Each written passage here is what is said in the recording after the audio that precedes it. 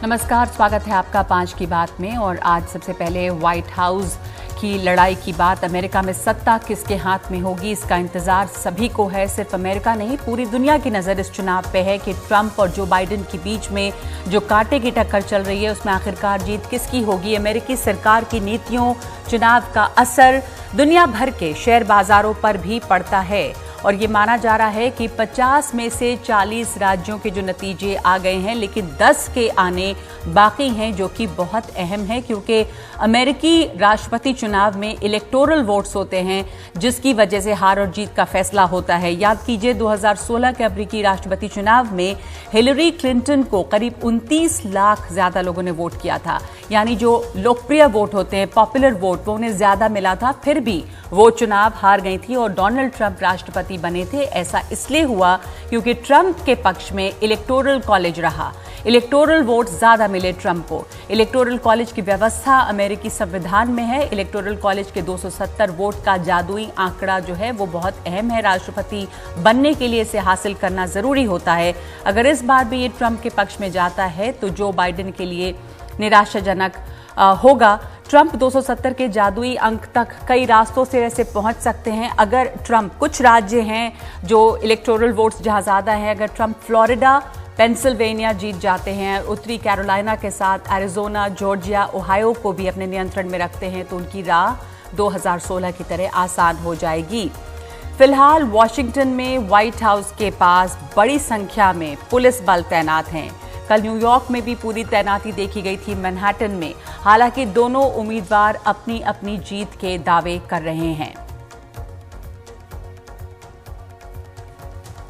आपको पहले सुनाते हैं कि ट्रंप ने क्या कहा है। डोनाल्ड ट्रंप जो अमेरिका के राष्ट्रपति हैं, अब तक उन्होंने क्या कहा है अपनी जीत के लिए। लेकिन अब तक जो अनुमानित जो रिजल्ट्स आ रहे हैं वो आपको इस मैप के जरिए दिखा रहे हैं। बाइडेन एरिजोना जीते हैं। बाइडेन की एरिजोना में जीत हुई है और 24 साल में पहली बार डेमोक्रेटिक उम्मीदवार चुना है एरिजोना ने। रिपब्लिकन राष्ट्रपति चुनने वाला एरिजोना रुख बदलने वाला पहला राज्य बना है जो अपना रुख बदल रहा है। पिछली बार 1996 में एरिजोना ने डेमोक्रेटिक उम्मीदवार को चुना था। तो बहुत ही दिलचस्प है ये इस दफा का अमेरिकी चुनाव और नतीजे क्या होंगे। अभी इसमें समय लग सकता है। मेरे साथ इस वक्त मौजूद हैं हर्षवीर पंत, जो प्रमुख हैं स्ट्रेटेजिक स्टडीज ORF में, ऑब्जर्वर रिसर्च फाउंडेशन में। हर्ष, बहुत बहुत स्वागत है आपका। लगातार आप इस चुनाव पर नजर रखे हुए हैं और दोनों ही कैंडिडेट्स अपनी अपनी जीत का दावा कर रहे हैं। कहा जा रहा है कि अभी भी कुछ कहा नहीं जा सकता, पर जिस तरह एरिजोना में बाइडेन ने अपनी जीत दर्ज कराई है, पलटने वाला पहला राज्य एरिजोना बन गया है। और अगर फ्लोरिडा, पेंसिल्वेनिया, उत्तरी कैरोलिना, जॉर्जिया, ओहायो, ये सब अगर ट्रंप जीतते हैं तो उनकी राह आसान हो सकती है 2016 की तरह। कौन से स्टेट्स हैं जिनके ऊपर नजर रखना जरूरी होगा और जो इस आउटकम, इस नतीजों को पलट सकते हैं? नगमा, धन्यवाद। मुझे ऐसा लगता है 2-3 राज्य ऐसे हैं। फ्लोरिडा का आपने जिक्र किया। फ्लोरिडा को आप ट्रम्प की कैटेगरी में डाल सकती हैं। उन्होंने अमेरिकन नेटवर्क से इसको डिक्लेयर कर दिया है मोर और लेस। तो अब बचे हैं मुझे लगता है 3, विस्कॉन्सिन, मिशिगन और पेंसिल्वेनिया।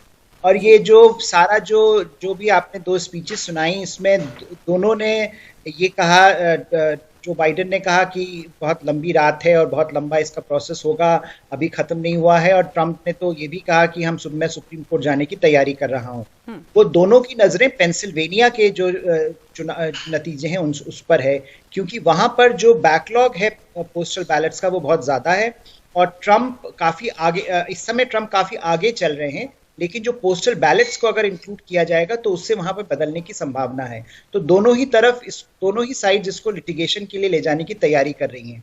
तो मुझे लगता है कि अगर विस्कॉन्सिन, मिशिगन और 1-2 स्टेट्स जो और बची हैं उनको अगर ट्रंप नहीं ले पाते हैं और तो ये काफी लंबा प्रोसेस खींच सकता है, क्योंकि फिर ये लिटिगेशन में चला जाएगा मामला। तो ये अभी लग रहा है कि इसमें वक्त लगेगा हर्ष। दोनों ही तरफ से तैयारी है कि मामले को कोर्ट में ले जाया जाए और ट्रंप तो कह चुके हैं कि वो इसे बिल्कुल नकार देंगे, उनसे जीत छीनी जा रही है। अपनी जीत की घोषणा उन्होंने कर दी है, धोखाधड़ी का आरोप लगा रहे हैं अपने प्रतिद्वंदी पे। हालांकि अभी कुछ इस तरह का सामने नहीं आया है खुल के, और अभी तो लाखों जो वैध वोट हैं उनको गिना जाना बाकी है भी।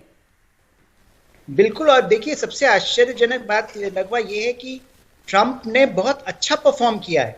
अगर आप उनके पोल्स देखें, जो ओपिनियन पोल्स थे, और अभी जो रिजल्ट्स देखें, उसके हिसाब से तो ट्रंप बहुत अच्छा कर रहे हैं। उनको तो ज्यादा आश्वस्त होना चाहिए कि जो नतीजे आ रहे हैं वो उनके फेवर में आ रहे हैं। नतीजे उनके, जो पहले बात हो रही थी कि जो बाइडेन की स्वीप होगी और इतने सारे स्टेट्स को फ्लिप कर जाएंगे, वो कुछ ऐसा नहीं हुआ। जहां पर भी बैटल ग्राउंड स्टेट्स में जो भी टक्कर हो रही है, उसमें अभी जो भी हमारे पास लिमिटेड आंकड़े हैं, उसमें ट्रंप आगे चल रहे हैं ज्यादातर में। एक एरिजोना ही सिर्फ फ्लिप हुआ है, और जिस तरह की वोटिंग पैटर्न्स बने हैं उसमें ट्रंप ने बहुत अच्छा होल्ड किया है अपने वोट को, और अपने वोट को बढ़ाया है। जो लटीनो वोट है, फ्लोरिडा, टेक्सास में जो लटीनो वोटर्स हैं, उन्होंने ट्रंप को वोट किया है, जो पहले कहा जा रहा था कि ये तो कभी वोट कर ही नहीं सकते ट्रंप को, क्योंकि ट्रंप तो एंटी इमिग्रेशन है। तो कई चीजें जो ग्राउंड लेवल पर हुई हैं वो ओपिनियन पोल्स में नहीं दिख रही थी। और मुझे लगता है ट्रंप को बजाय इसके कहने के कि फ्रॉड हो रहा है, इसको और पॉजिटिवली प्रोजेक्ट करना चाहिए था, लेकिन उन्होंने कर दिया, क्योंकि कहीं पर पेंसिल्वेनिया इतना इंपॉर्टेंट स्टेट बन गया है एट द एंड, कि दोनों ही साइड्स चाहते हैं कि हर वोट काउंट हो, और दोनों ही साइड्स चाहते हैं कि अपनी अपनी जो उनकी स्ट्रेंथ है वो प्रिजर्व करी जाए। जी, विस्कॉन्सिन, मिशिगन, पेंसिल्वेनिया, ये जो राज्य हैं इन पर तमाम लोग नजर रखे हुए हैं, क्योंकि एरिजोना में तो बाइडेन जो हैं वो जीते हैं। वैसे ये जो 3 राज्य हैं उन्हें ब्लू बॉल राज्य कहा जाता है, क्योंकि ये वो राज्य हैं जो डेमोक्रेटिक पार्टी का गढ़ रहे, लेकिन दशकों बाद 2016 के चुनाव में ट्रंप ने इसे ध्वस्त कर इन राज्यों में जीत हासिल की थी।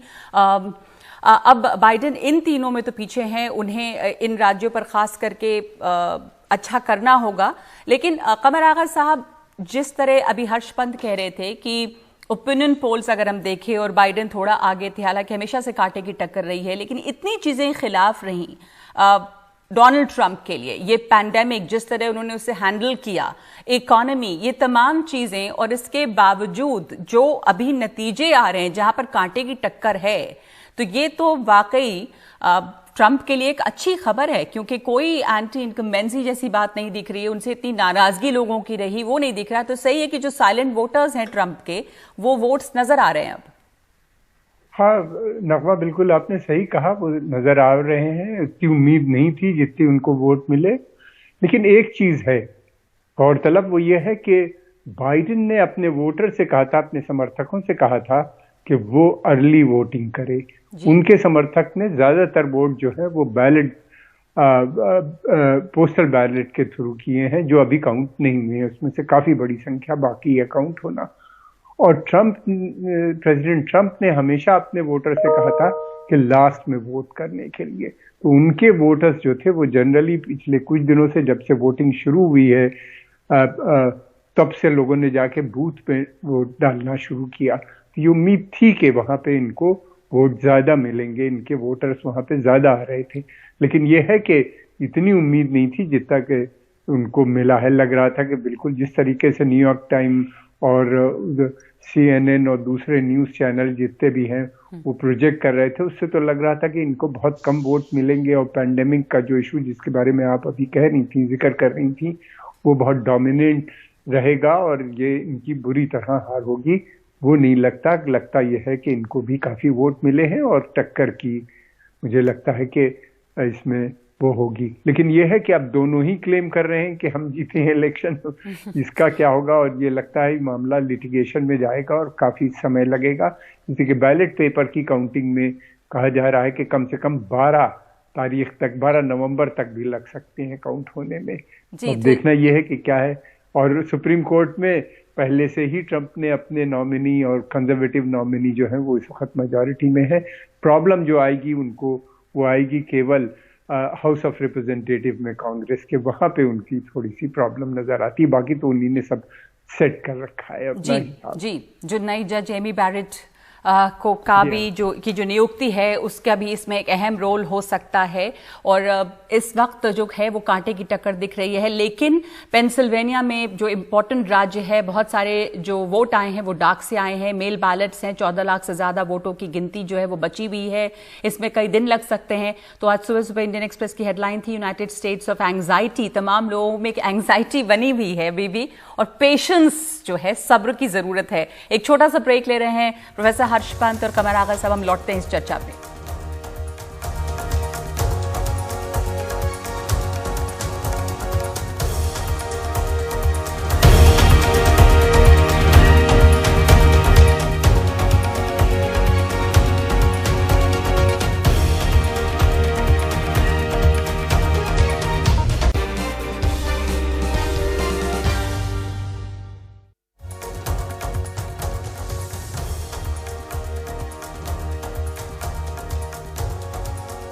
तो हम इस समय चर्चा कर रहे हैं कि अमेरिका की सत्ता पर कौन काबिज होगा, और अभी इसके लिए कुछ वक्त लगेगा ये जानने से पहले, क्योंकि ये इस दफ़ा काफ़ी जटिल है ये लड़ाई, और अभी भी कांटे की टक्कर चल रही है। मेरे साथ प्रोफेसर हर्ष पंत हैं और कमर आगा हैं, इस पर हम चर्चा कर रहे हैं। प्रोफेसर हर्ष पंत, ये बात मान के लोग चल रहे हैं कि चुनाव जो है वो कानूनी पेच में फंस सकता है, और जिस बात की पहले आशंका जताई जा रही थी अब वो लग रहा है कि वो हकीकत है।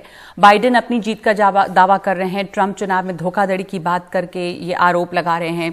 ऐसे में मामला कोर्ट में जा सकता है, इसकी पूरी संभावना है। और तब जो जज की नियुक्ति चुनाव के बस कुछ पहले की है डोनाल्ड ट्रंप ने, राष्ट्रपति ट्रंप ने, उनके एमी कॉनी बैरेट की जो नियुक्ति है या उनकी वहां पर मौजूदगी है, वो इस पर किस तरह असर डालेगी। बॉस्टन ग्लोब में एक ओपिनियन पीस में मैं पढ़ रही थी कि कहा जा रहा है कि अगर ये मामला कोर्ट में पहुंचता है तो एमी बैरेट को इससे अलग रहना चाहिए। नैन्सी पेलोसी ने कहा है कि उनका जो चुनाव है वो इलेजिटिमेट है। तो कैसे आप देखते हैं इसको? देखिए, मुझे नहीं लगता कि जिस तरह के प्रोसेसेस अमेरिका में हैं, कोमी बैरेट को उससे कोई फर्क पड़ेगा, या कोमी बैरेट जैसा नैन्सी पेलोसी कह रही हैं कि उनको नहीं रहना चाहिए, वो नहीं रहेंगी। वो उसमें जरूर शिरकत करेंगी, और मुझे लगता है उसका डिसीजन मेकिंग का हिस्सा होंगी। वो ऑफिशियली अब वो सुप्रीम कोर्ट की जस्टिस बन गई हैं। उसमें प्रोटोकॉल के कुछ इश्यूज हो सकते हैं, बट बियॉन्ड दैट उसमें मुझे नहीं लगता कोई किसी प्रकार की कोई स्ट्रक्चरल समस्या खड़ी होगी। लेकिन जो बड़ा सवाल है कि वो ये है कि अगर डोनाल्ड ट्रंप या जो बाइडेन पेंसिल्वेनिया और के अलावा जो स्टेट्स बची हैं उनके थ्रू 270 तक नहीं पहुंच पाते हैं, तो पेंसिल्वेनिया तो जरूर ही जा रहा है कोर्ट में। नॉर्थ कैरोलिना की भी जाने की काफी संभावनाएं बन रही हैं, क्योंकि इश्यूज जिस तरह से दोनों साइड्स अपनी प्रेजेंट कर रहे हैं, वो ट्रंप ने काफी पहले से इस बारे में आशंका जताई थी कि पोस्टल बैलेट्स की किस तरह से प्रोसेसिंग हो रही है, और टाइमिंग्स कि कब तक अलाउड होना चाहिए पोस्टल बैलेट्स को वोटिंग में डालना। तो वो जो सारे प्रोसेसेस के ऊपर उन्होंने शंका जताई थी, उसको लेकर वो जा सकते हैं। जो बाइडेन का जो अपनी तरफ से जो पक्ष उन्होंने रखा है वो ये रखा है कि सारे वोट्स काउंट होने चाहिए। तो इसीलिए दोनों की जो फॉल्ट लाइन है वो बहुत क्लियर है कि दोनों अपना अपना पक्ष लेकर कोर्ट में जाएंगे। और ट्रंप ने डायरेक्टली कहा है कि वो डायरेक्ट सुप्रीम कोर्ट में जाएंगे। आपको याद होगा जब गोर वर्सेस बुश का एपिसोड हुआ था 2000 में, तो उस समय काफी लंबा एक प्रोसेस चला था, उसके बाद मामला सुप्रीम कोर्ट में गया था। यहां पर ट्रंप ये कह रहे हैं कि वो डायरेक्टली सुप्रीम कोर्ट में जाएंगे। इसका एक तरह से तो ये अच्छा है कि जो अनसर्टेनिटी है वो रिजॉल्व हो जाएगी, पर एक दूसरी तरह से इसको आप वो भी देख सकते हैं कि ट्रंप कॉन्फिडेंट हैं कि सुप्रीम कोर्ट में उनको पॉजिटिव हियरिंग मिलेगी, तो इसलिए वो वहां ले जाने के लिए तत्पर हैं। लेकिन उससे पहले बहुत कुछ होना बाकी है, और अगले कुछ घंटों में किस करवट ऊंट बैठता है, मुझे लगता है उस पर काफी डिपेंड करेगा कि अगर आंकड़े इस तरह के आए जिसमें कि ये पता चले कि डायरेक्ट एक बेनिफिशियरी है और एक फ्रंट रनर बन रहा है, तो मुझे लगता है इसकी संभावना थोड़ी कम हो जाती है, और प्रेशर पड़ेगा हर तरफ से जो भी इसको ले जाना चाहेगा आगे लिटिगेशन के लिए कि ना ले जाएं। लेकिन अगर इस तरह के ढुलमुल मामला रहता है तो मुझे लगता है दोनों ही साइड्स तैयार हैं इसको लिटिगेशन में ले जाने के लिए। जी, क्योंकि अगर साफ नहीं होता है मामला तो फिर मामला बहुत फंस सकता है। शुक्रिया आपका प्रोफेसर हर्ष पंत इस चर्चा में शामिल होने के लिए। कमर आगा साहब, मैं आपसे आखिरी सवाल पूछना चाहती हूँ कि ये पूरे देश की लड़ाई जो है अब कुछ राज्यों में सिमट कर रह गई है, Arizona, Georgia, Wisconsin, Michigan, Pennsylvania, और जैसा प्रोफेसर हर्ष पंत कह रहे थे कि अगर साफ नतीजे आते हैं तो अलग बात है, पर अगर नतीजे साफ नहीं आते हैं तो उलझन होगी। और एक चीज बहुत साफ है इस चुनाव में कि बहुत ज्यादा दोनों पक्ष में कटुता बढ़ेगी। दोनों तरफ कानूनी लड़ाई अगर लंबी खिंचती है तो दोनों, जो भी हारने वाला पक्ष है, समर्थक उसके गुस्से में होंगे, खुद को ठगा हुआ महसूस करेंगे। तो जो एक बटा हुआ अमेरिका हम देख रहे हैं वो और बढ़ता नजर आ रहा है। हाँ, बिल्कुल सही कहा। देखिए, सबसे बड़ा जो खतरा है वो इस समय अमेरिका के अंदर वायलेंस का है, और लगता ऐसा है कि ये वायलेंस जितना डिले होगा उतना ज्यादा वायलेंस वहां पे हो जाएगा। इसी के अमेरिका, जैसा आपने कहा, पूरी तरीके से बटा है। अमेरिका पहले भी बटा था, पहले था कि ये काले और गोरों के बीच में बटा था, लेकिन अब वहां पे श्वेत जो है, गोरे आपस में बट गए हैं। और ये जो बटाई है ये बड़ी खतरनाक है। एक तरफ तो व्हाइट सुप्रीमेसिस्ट हैं, इवांजेलिकल क्रिश्चियंस हैं, और दूसरे ग्रुप्स हैं वो नजर आ रहे हैं जो कि काफी, जिनके पास काफी आर्म्स भी हैं। नगमा, पिछले कुछ दिनों के अंदर जबरदस्त आर्म्स की सेल हुई है, वहां पे लोगों ने आर्म्स बहुत खरीदे हैं, दोनों तरफ से आर्म्स खरीदे गए हैं। आर्म्स भी बहुत हैं, और दुकानदारों ने तो यहाँ तक कि अपने यहाँ बोर्ड लगा दिए हैं, दुकान अपने शीशे को बंद कर दिया है, प्लाईवुड्स के जरिए से पूरा वो लिया है। तो जो खतरा लग रहा है, मुझे क्या सभी को जो लग रहा है, वो वायलेंस का है। इसी के ये वायलेंस अगर फैलता है तो बड़ी मुश्किल हो जाएगी वहां के ऊपर, और बड़ा भयानक होगा और काफी समय तक चलेगा, इसलिए कि लिटिगेशन में टाइम लगेगा, और टाइम, ये मसले जो हैं ये सेटल होने के नहीं। और प्रेसिडेंट ट्रम्प बार बार कह रहे हैं कि वो जीते हुए कैंडिडेट हैं, इनफैक्ट पहले से कह रहे हैं, इलेक्शन डेट से आने से पहले, कि मैं जीत रहा हूं, ये हार रहे हैं, और ये डिफरेंसेस बहुत ज्यादा हैं इन दोनों के बीच में। और उनका ये लगता ऐसा है कि वो आसानी से सत्ता भी छोड़ते हुए नजर नहीं आते हैं, छोड़ने के लिए तैयार नहीं है। वो पहले से इस बात की धमकी देते रहे हैं कि अगर ऐसा कुछ होता है तो उसकी नतीजा बहुत खराब होगा। तो इस वक्त एक अजीब सी हालत में है अमेरिका, और अगर नतीजे बहुत साफ आते हैं तब तो ठीक है, लेकिन अगर नतीजे इस तरह से ढुलमुल से रहते हैं तो फिर मामला और ज्यादा फंस सकता है। बहुत बहुत शुक्रिया आपका कमर आगा। सबकी नजर इसी पर है कि ये अमेरिकी चुनाव के नतीजे कब साफ हो पाएंगे। तो इस वक्त हम एक ब्रेक ले रहे हैं, और ब्रेक के बाद बिहार की बात।